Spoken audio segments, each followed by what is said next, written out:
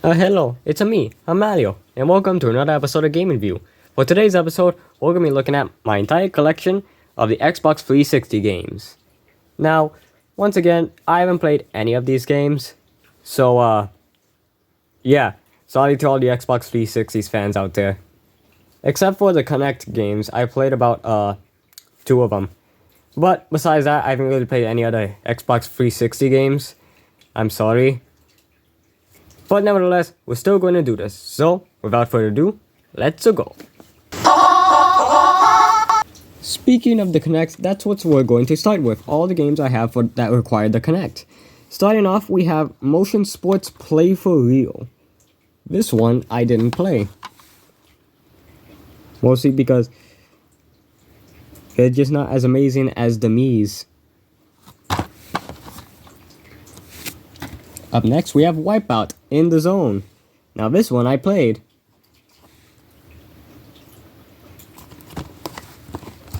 And I will say, it's a pretty good game, but you know, just not something I would want to play more than once. So, but nevertheless, it's still good. So, yeah. And then up next we have Kinect Adventures, the other game I played.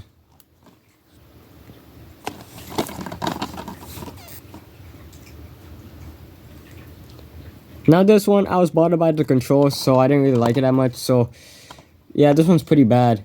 So, yeah, sorry for all the people that liked the game. And last but not least, we have Kinect Star Wars, the other one I didn't play. And from Microsoft Studios and LucasArts. Now that's a combination you don't see every day.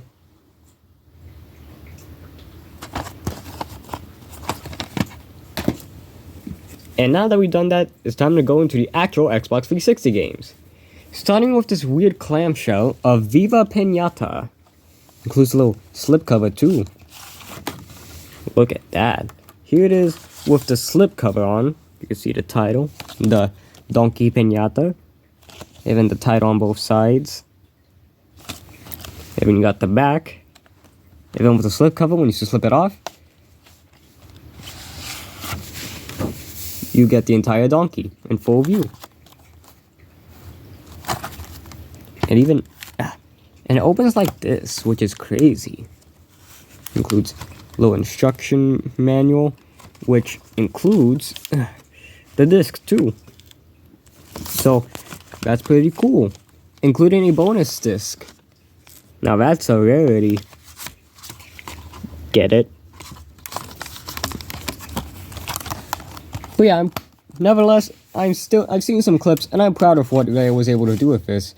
If people want a Viva Pinata free, then darn it, you should give it to them. That's all I'm saying. Up next is Remember Me. No, not the song from Coco, you silly heads. This.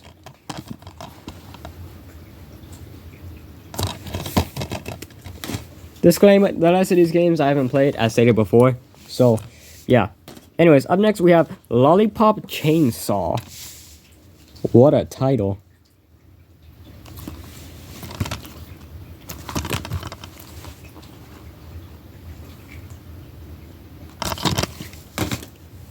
Halo 3.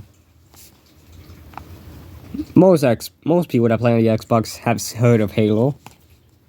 I'd be surprised if people that play on the Xbox hadn't. Or haven't.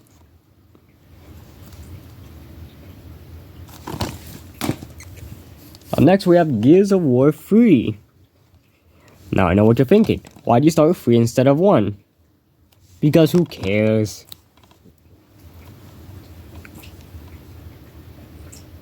And really, the most influential franchise of this generation? Don't make me laugh. We have Gears of War 2. The guy in the cover looks like a combination of Jack Sparrow and Snake from Metal Gear Solid. And then we have the first Gears of War. Made by Epic Games. You can tell it's made by Epic Games because look at how epic it is. Oh, and it's rated M. That's most definitely epic.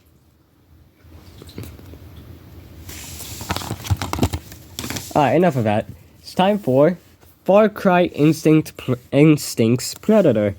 2 games in 1, to also include Enhanced Far Cry Instincts. How about that?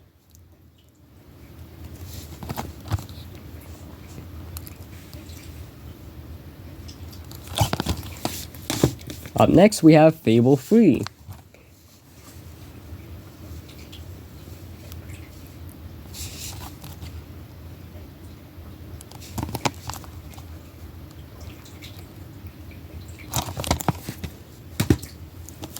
Singularity.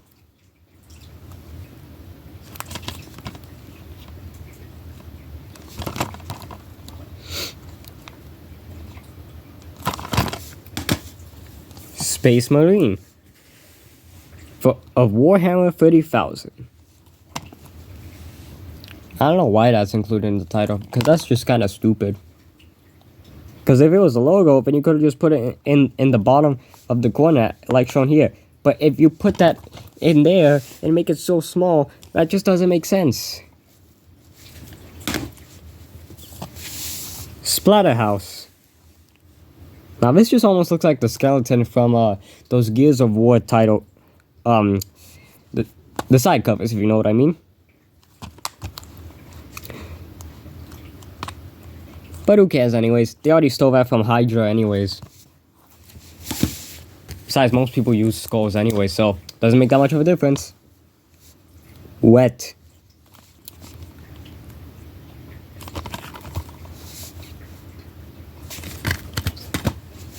Call of Duty 2. Back when these games had numbers and were not remakes.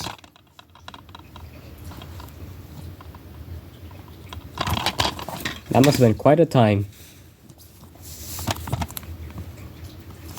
We have this one.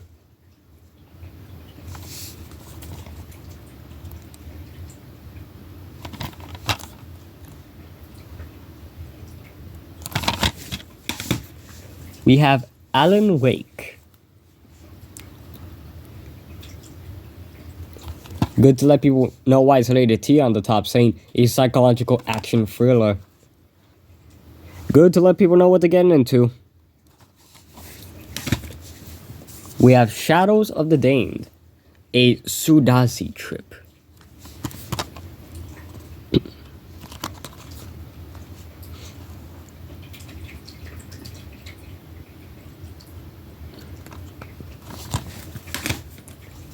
And then we have a platinum hit cover of Cameo, Elements of Power, from our good friends at Rare. Too bad the game didn't get the sequel.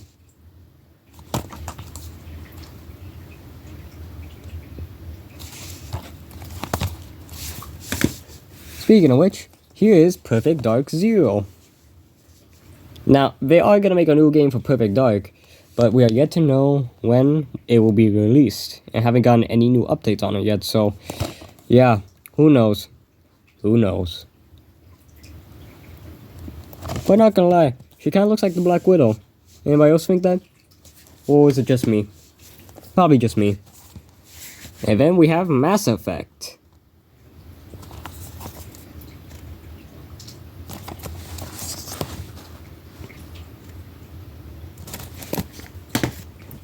And then we have Mass Effect 3.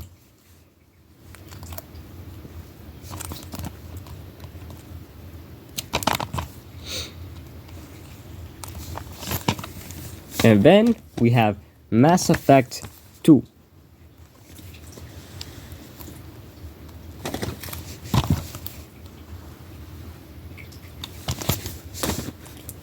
Then we have Death Smiles.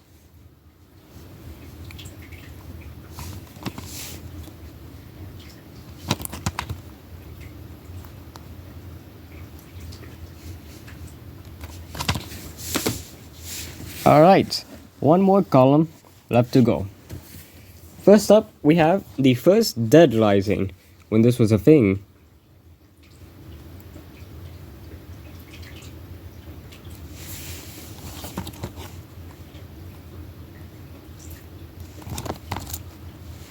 This game's title card is pretty scary, and so is the introduction.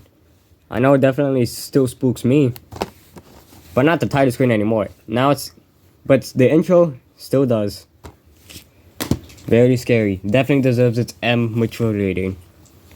Darksiders 2. Because I just don't have the first one. Why? I don't know.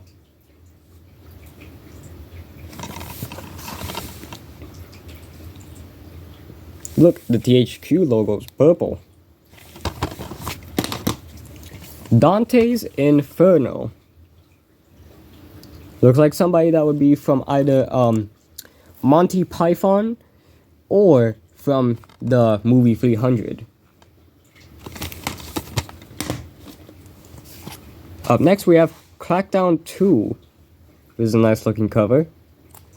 Reminds me of Ninja Turtles a little bit, but with its own unique form and unique style. And here's the first Crackdown. Now this cover reminds me of a Grand Theft Auto cover. What a couple of unique covers that this series has. And then we have Fable 2. And no, I have no idea why it came so late after I just showed you Fable 3. It's been a while since I organized my little games. Condemned 2, Bloodshot. Now this is a cover that'll definitely give you nightmares. Oh, and it's made by Sega. Isn't that just wonderful? Oh yeah, that's definitely very pleasing. Anyways, Call of Duty 4 Modern Warfare. One of those Call of Duty games that still keeps getting re-released and being called new, like advanced or HD, or like, no, this is the original, this is the new Call of Duty, like in Modern Warfare, Infinite Warfare. Like, are you excited for the next remake of this? I know I'm excited because I definitely dislike myself. Anyways, up next is Brutal Legend, which looks like if He-Man was a barbarian with a Rockstar-like clothing outfit. I lost the words, my bad.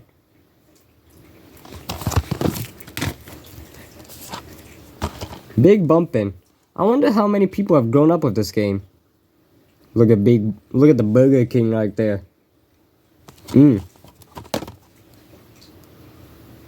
They should bring them back. I mean, like, the Whopper commercials are great, but you know, they should bring the guy back. And if you're watching this in the future and they do, then that's great. Assassin's Creed 2. Lots of people liked Assassin's Creed before it made about as many sequels as Final Fantasy and Street Fighter and Mega Man and Call of Duty and all Nintendo franchises and Sonic games, and even more than Minecraft at one point, I think. Nah, probably not. There's no way I could think of any other gaming franchise that could make about as many games as I do, besides Tetris and Pac-Man. But then again, I could be wrong. Duke Nukem Forever. I believe this was like a sort of reboot, like sequel. No, it was definitely a sequel to the original N64.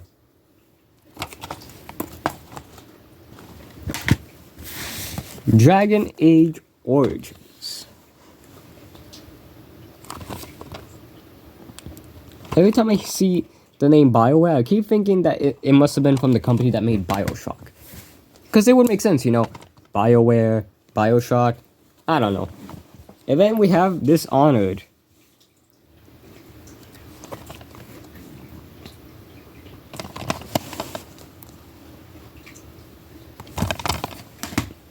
Dead Rising 2. Once again, so far away from the other games, and I don't know why. Hey, look. Is that a Roblox head? When did this game come out again? Let me just take a look. 2010. So 4 years after Roblox came out. I'm not sure if that was a coincidence or not, but still, cool. And then we have Left 4 Dead. Oh yes, I love the hand from Addams Family. I especially love how he has only 4 fingers and doesn't have a thumb. That was definitely how he looked.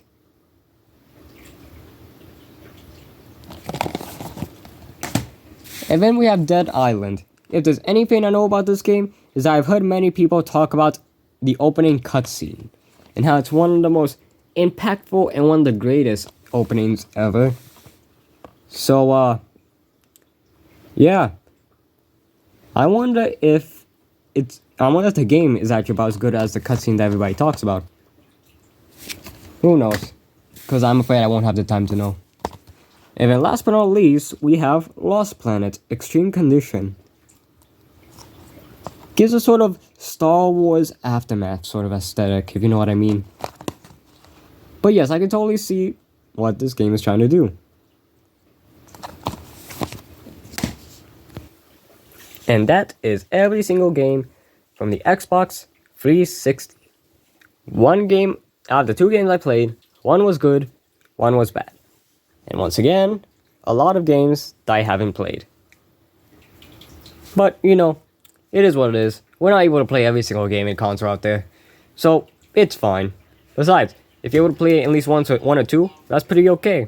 So, tune in next time for where we show the collection of either the PlayStation 3 or the Wii, whichever one I feel in the mood for. But nevertheless, see you next time.